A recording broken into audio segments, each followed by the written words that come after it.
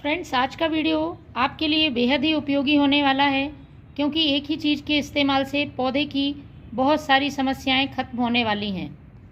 हम पौधों को हरा भरा रखने के लिए, उनसे अच्छे फल फूल पाने के लिए उसमें समय समय पर फर्टिलाइज़र, इंसेक्टिसाइड, फंगिसाइड का यूज़ करते हैं।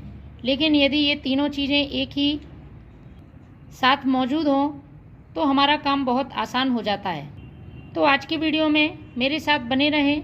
एक ऐसा जैविक तरीका जो पौधे में फंगस, इंसेक्ट, चींटियाँ नहीं होने देगा, यदि हैं तो वो खत्म होंगी।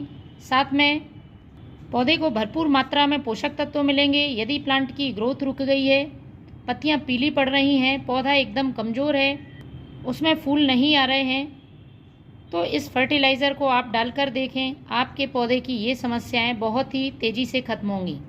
हम सभी को पता होता है कि किचन में मौजूद चीज़ों का इस्तेमाल पौधे के लिए करना उपयोगी है और हम करते भी हैं। लेकिन फ्रेंड्स, यदि सही तरीके से इन चीज़ों का इस्तेमाल किया जाए तो ये कहीं ज़्यादा इफ़ेक्टिव और पौधे के लिए उपयोगी हो जाती हैं। तो उन्हीं में से किचन में मौजूद एक चीज़ का मैं आज इस्तेमाल करने वाली हूँ। ये है छाछ, जिसे हम मट्ठा या बटर मिल्क भी कहते हैं। यूँ तो हम अपने प्लांट पर इसका यूज़ करते रहते हैं, लेकिन मैं कुछ अलग तरीके से इसका यूज़ करना बताऊंगी, जिससे ये पौधे पर पावरफुल फर्टिलाइज़र के साथ साथ एक इंसेक्टिसाइड, फंगिसाइड की तरह काम करेगा। सिर्फ फूलों वाले पौधे ही नहीं, फलों वाले, सब्जियों वाले पौधों पर भी आप इसका उपयोग कर सकते हैं। कैल्शियम, प्रोटीन के साथ साथ कई पोषक तत्वों से भरपूर है। महीने में एक बार आप इसका इस्तेमाल करते हैं तो पौधे मजबूती से विकास करते हैं, जड़ें मजबूत होती हैं और लगातार ग्रोथ करते हैं। इसके साथ ही इसका स्प्रे प्लांट में यदि फंगस है, जो कि अभी बदलते मौसम में बहुत ज़्यादा पौधों को परेशान करता है, गुलाब जैसे पौधों में बहुत तेज़ी से फंगस फैलता है। इसके साथ यदि गुड़हल जैसे पौधों में मिलीबग की समस्या है, या सब्जियों वाले पौधे में पाउडरी मिल्ड्यू जैसे फंगस रोग हैं, तो इन सब का जड़ से खात्मा करता है यदि आप इसे सही तरीके से अपने पौधों पर इस्तेमाल करते हैं। तो इसको बनाने का तरीका है, आपको सबसे पहले लेना है छाछ।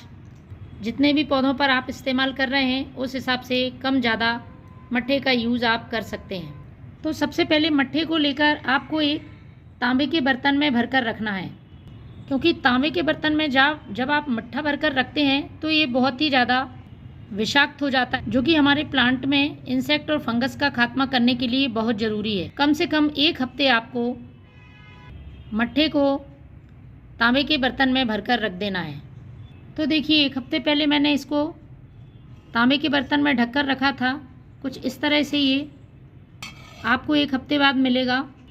इसको हमें अब छान लेना है और फ्रेंड्स, डाइल्यूट करना है। बिना डाइल्यूट करे हम इसका पौधों पर इस्तेमाल नहीं करेंगे। तो आपको पूरा प्रोसेस लास्ट तक देखना है, क्योंकि मैं इसमें एक चीज़ और ऐड करूँगी जो कि पौधों के लिए इस मौसम में बहुत ज़रूरी है।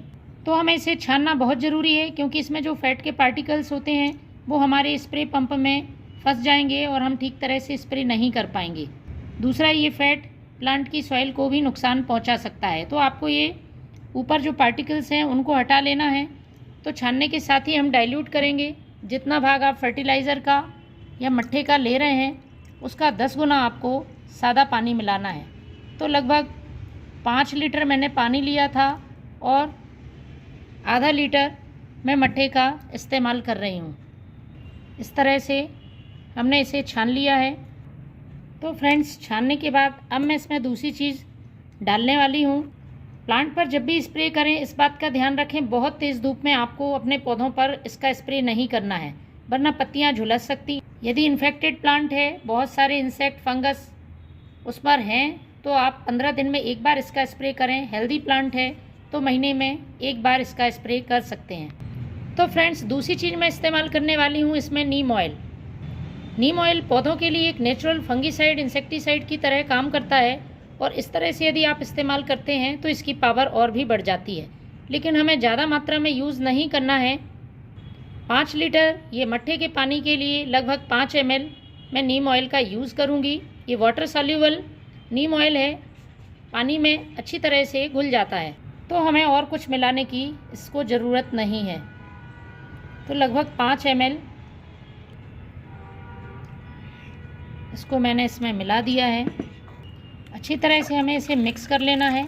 अब हम इसे अपने स्प्रे पंप में भरेंगे। तो फ्रेंड्स, मैं इस्तेमाल करूंगी अपने बड़े वाले स्प्रे पंप का, क्योंकि बहुत सारे पौधों में मुझे स्प्रे करना है। आपके यदि पौधे कम हैं या छोटे छोटे प्लांट्स हैं तो आप छोटी स्प्रे बॉटल का भी इस्तेमाल कर सकते हैं। मैं इसे एक बार और छानूंगी।